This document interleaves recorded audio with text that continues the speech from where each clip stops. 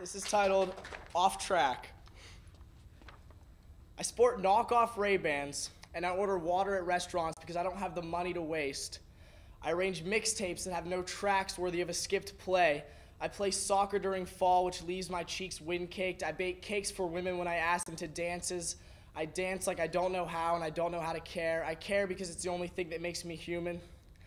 I'm the best ping pong player in this room, and I'd love for you to challenge me. I am talented in climbing trees and soul speaking, binge eating and aiding cat teething. I can crack and eat a pistachio in less than 1 second. I'll box or bag your groceries like it's nobody's business.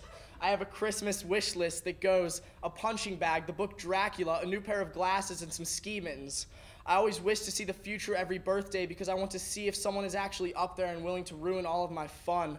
I like to run, jump, and do tucks, but only on a trampoline with the net up, because as much as I like risking my life to impress the kindergarten empress, I would also like to confess that I could care less about her and more about a safe trampoline jump sesh. I enjoy festivities with a crowd in the hundreds so I can observe families and see the same people at different ages. I like to play poker in basements and have a pot of candy as the payment.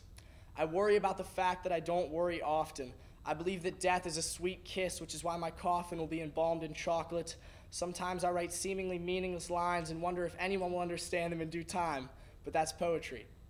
No, that is art. Thinking of the most innovative, abstract, and original way to convey the flavor from the fruits of your brain's labor, like when your brain is craving to make not marks but craters into the earth with an entourage of symbolic oranges, until the atmosphere is filled with orange mist, and whenever you look at the sky, it is a never-ending, sun-setting venue of gorgeousness.